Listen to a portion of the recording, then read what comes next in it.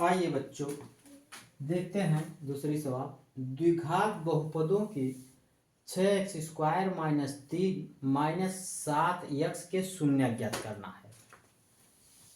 आइए देखते हैं हम लोग सवाल को।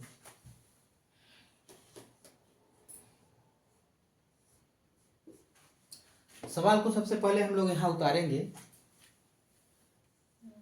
6x² minus 3 minus 7x। बच्चों पहले हम देखते थे कि होता था सवाल 6x² माइनस 3x यहाँ होता था और केवल 7 यहाँ होता था, यानी कि x के साथ संख्या यहाँ रहेगी और बिना x की यहाँ। लेकिन इस सवाल में थोड़ा सा उल्टा है। इस सवाल में आपको फंसाने के लिए दिया गया है कि आप ऐसे ही हल करना शुरू कर दें, लेकिन आपको ऐसे हल करना नहीं है। सबसे पहले क्या करना है कि सबसे पहले सवाल को सही करना है।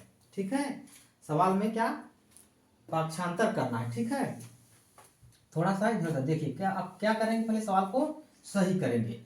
x की तरफ और अंक की तरफ। ठीक है, यहाँ लिखेंगे हम 6x² minus 7x minus 7x अब माइनस 3।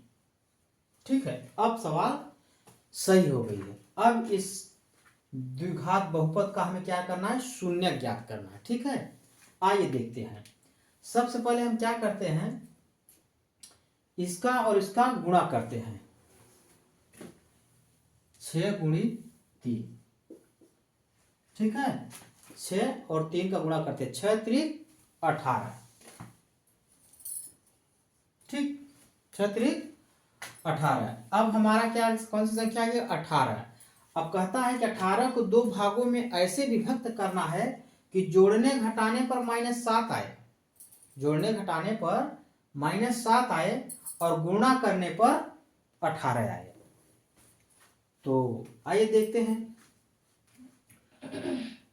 कि ऐसा कौन सा गुणनखंड है कि जोड़ने घटाने पर 18 आ जाए। तो हम लोग देखते हैं 9 गुणी 2 बराबर 18। 9 दूनी 18। और अगर 9 में से 2 घटा देंगे तो क्या बचेगा, 7। समझ में आया, 9 दूनी 18। यहाँ चूंकि 18 है, 6 त्रिक 18 का संख्या 18 है। 18 को हमें से 2 भाग में बांटना है कि गुणा करने पर तो 18 आए, लेकिन अगर घटा दें तो 7 आए। आया, 9 में से 2 घटा देंगे तो 7 आएगा। अब रही बात -7 आए तो बड़ी संख्या में हम माइनस लगा देंगे और छोटी संख्या में प्लस लगा देंगे। बड़ी संख्या में माइनस लगा देंगे और छोटी संख्या में प्लस लगा देंगे। तो हमारा घटाने पर क्या आ जाएगा, -7 आ जाएगा। ठीक है, आइए अब सवाल में इसको बैठाते हैं और सवाल को आगे हल करते हैं।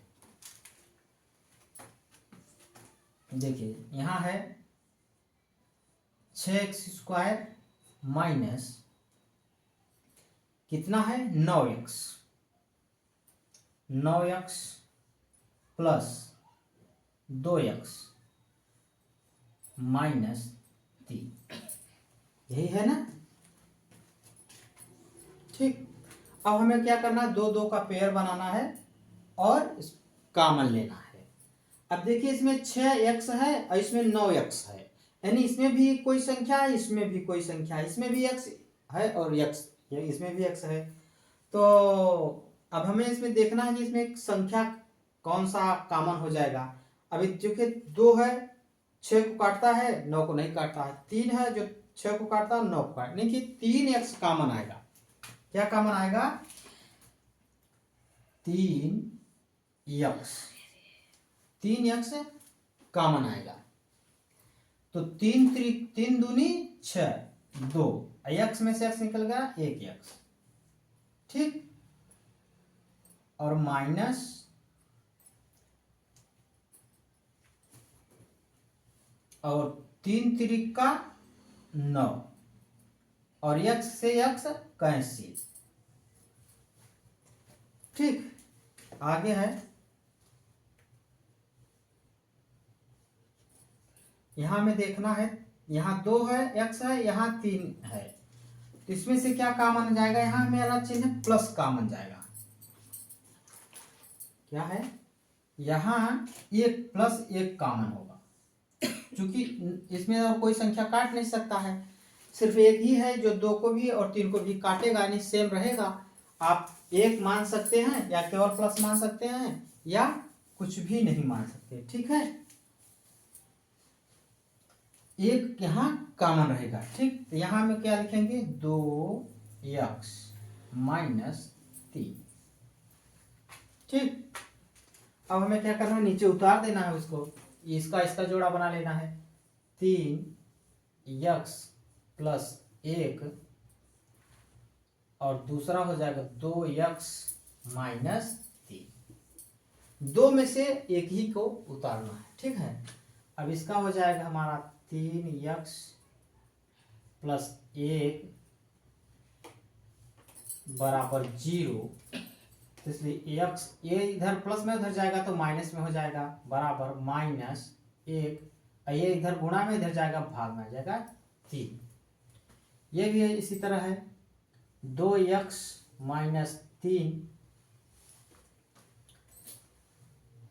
बराबर 0, तो 2x, ये माइनस उधर जाएगा तो प्लस में हो जाएगा 3 बटे, और इसको यहाँ से हटा दीजिए, ये इधर गुणा में है तो इधर जाएगा तो भाग में जाएगा, यही है, ठीक। नोट कर लीजिए।